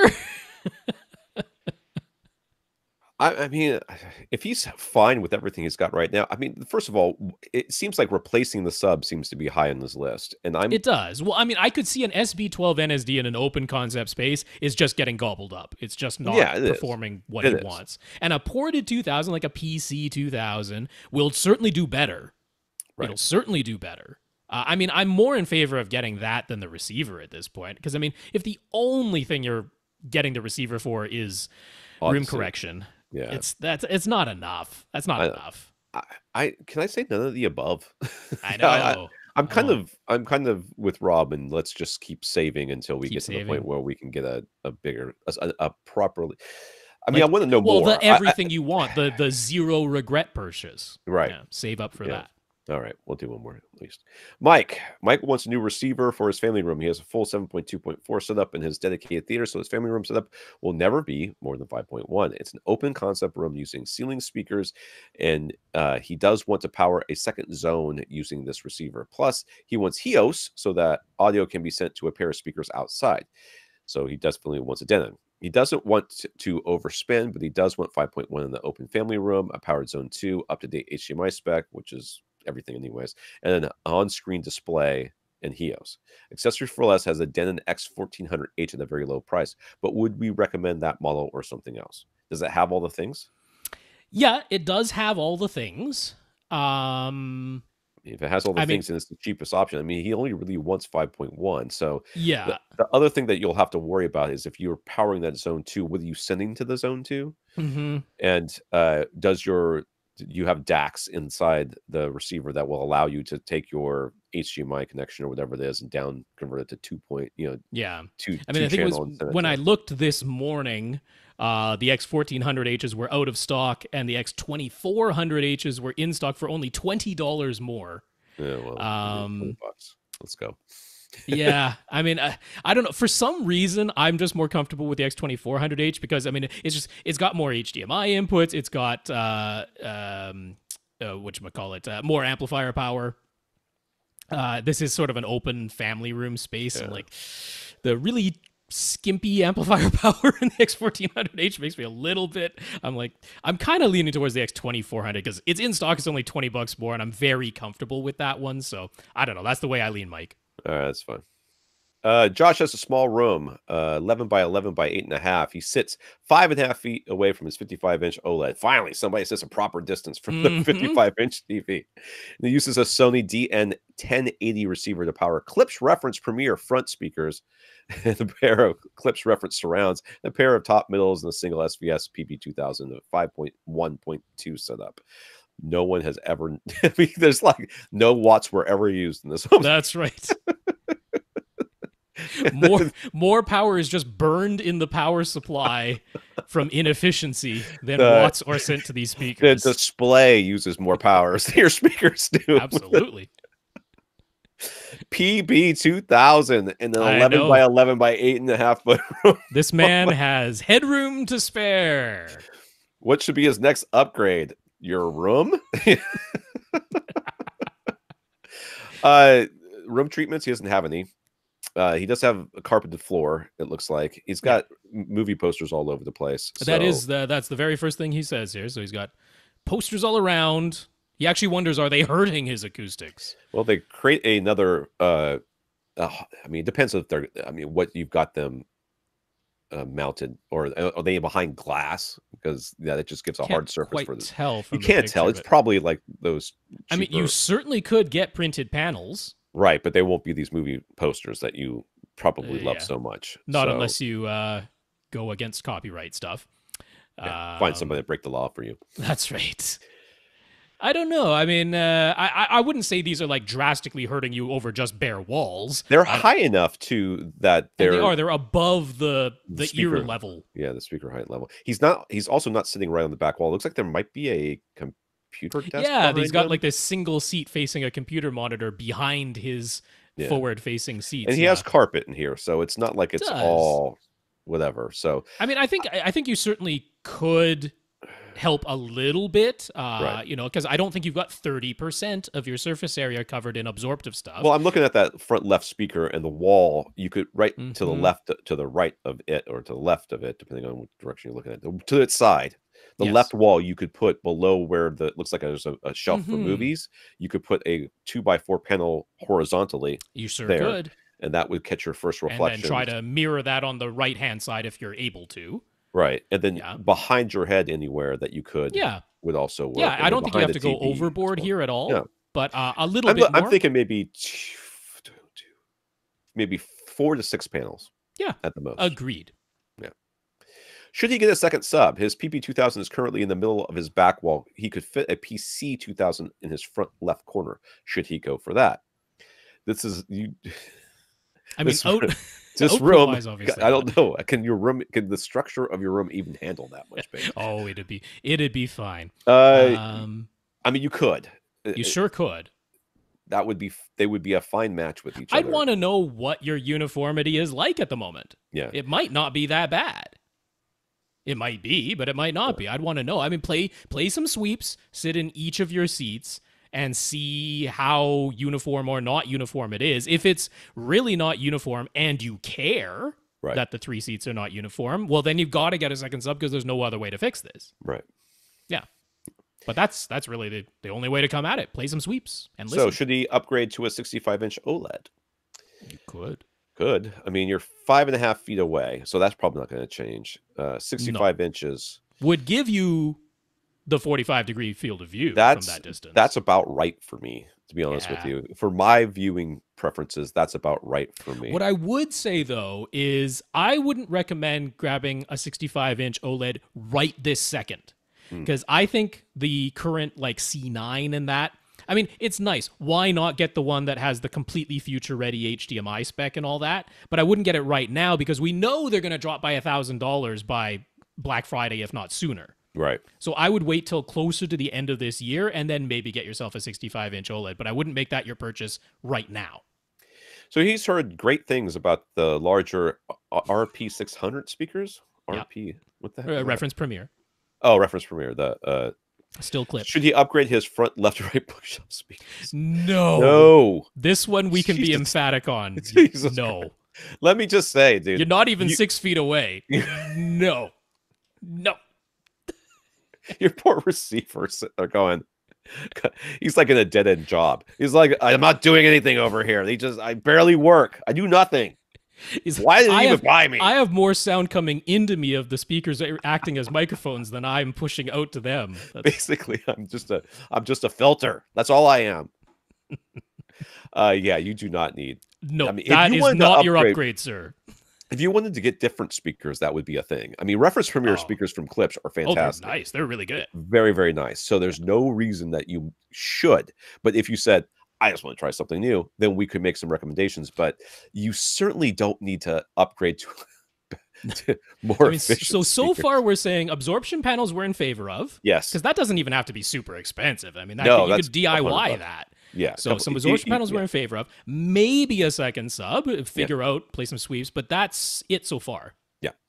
So the AV receiver upgrade, maybe a Denon X4500H. That way he could upgrade to 4 Atmos speakers. So what does he have right now? He has 2 Atmos speakers right now. What is it, Denon? Because he's got a Sony receiver. He's got a Sony that tops out at 7 speakers max. You could. I mean, if you're just like, I've got money burning a hole in my pocket, I want to upgrade something. I'm going, I mean, this is an actual feature upgrade, something you literally cannot do with your current equipment. Right. This is not top of my list of things. Sure. If the option is, first of all, I would do the room treatments. Oh yes. Right now, I would just do that. That's 4 or 6 that's panels. almost a no-brainer there. That one's pretty easy. I would then save up for the OLED and sit on that for a while. That would be, so far out of the upgrades you've talked about, that's the one that's I think is going to make quality of life difference the best. I can agree with that. The subwoofer maybe Yeah. You'd have to. I mean, listening to the sweeps test. is free, so do that, and that'll sort of tell you whether or not. So lastly, he asks, are his surround speakers too close? The left surround measures 4 feet from his primary seat, and the right surround is a bit farther away at 5 feet from his primary seat, so they use just enough space for a walkway. But, I mean, you wear headphones, right? Are those too close? Basically, no. I mean, the closeness, I mean, your speakers probably think they're too close because they want to play a lot louder than you're letting them. And they're not able to do that because you're so close to speakers that are probably like 91 dB efficient, if not higher. So, yeah, they're not too close. They're fine. They're just, you have them placed properly, so you're fine. Yep, those are fine. All right, lastly, maybe PJ, the absorptive cat PJ. If you remember, made back in the day, he sends a picture of his theater, and there was a cat in it. I said something about it being absorptive. Quite a large, fluffy-looking cat. Yeah.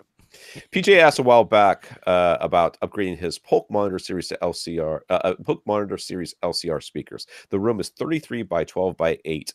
It's 75% cat. And he's sitting about 17 feet away. The speakers will be powered by a Denon X2400H. Rob recommended the HSU HB1 Mark II and HC1 Mark II horn-loaded speakers, but Tom was away that week. So what would Tom recommend? Mm-hmm. So you need something highly efficient because you're sitting 17 feet away. So 17 feet away, yeah. As far as value, spending the least amount of money to get the most amount of sound quality, the HSUs are, by all accounts, very good speakers. I did not hear the Mark IIs. I heard the Mark I's, and I sort of kind of didn't like them at all. Well, that was the Mark I's. And that's right. I have not heard the Mark IIs, but everybody says they sound good. Yes. So I would go with that. You would definitely want to get some sort of very efficient speaker because you're not only are you sitting far away, but you're powering it with not an entry-level receiver, but certainly not a flagship amplifier, that can deal with low impedance and low sensitivity. Clip speakers would be great if you could find some that were on sale someplace so that they'd be similar price points. There are other highly efficient speakers as well, some of which I think are fine and some of which I don't understand, like those which are the ones that have like the 4 tweeters that the are Tectons. Like Tectons. I do not understand those speakers. They wouldn't be in this price range either anyway. They're not, but they exist out there. I can get behind the HSUs as a recommendation. I don't know that anything else jumps to mind for 17 feet. I mean, RBHs are very well known to play loud, and they're reasonably sensitive for the type of speaker that they are. But you need the amplifier power to get them there. Yeah, you'd have to get an external amp, and I don't even know if the 2400 has. It doesn't. It doesn't have pre-outs. So you would have to be upgrading a lot of other things. So I'm okay with HSUs. All right. Tom does not disagree with Rob on that one. That's right. This next question is forever long, so we're going to stop. All right. What do we got left? We have lots left. Hopefully we'll catch up, but we have Brian M. We have somebody named Rob. I forgot the last initial. I didn't put it in there. I think it wasn't in the email. Jeff N. Carlton B. Alex R. Mark R. and Chris K. You're all on the list. We'll answer you next week. Yeah. Are you scrolling? Are you looking at something? I was writing down the name of the podcast. That'll do. All right, let's thank our listeners of the week. I want to thank Jonathan for going to www.avrant.com and clicking on the Buy Us a Cup of Coffee link and giving us a PayPal donation. PayPal donation. And our 82 patrons over at patreon.com, including Rob and Carlton. Yeah, Jonathan, thank you for that one-time PayPal donation. Rob and Carlton, thank you for being patrons, and thanks very much to our 80 other patrons over at patreon.com/AVRant Podcast if you'd like to sign up. We also like to thank Anthony for talking us up to Accessories for Less, I think. Is that where you got those That's from? right. And Mark for talking us up to SVS. That's right. Anthony and Mark, thank you very much for talking us up to those retailers, and congrats on your purchases. If you want your question answered on this podcast, just email us at question@avrant.com. For AV Rant, I'm Tom Andry. And I'm Rob H. Now go out and listen to something.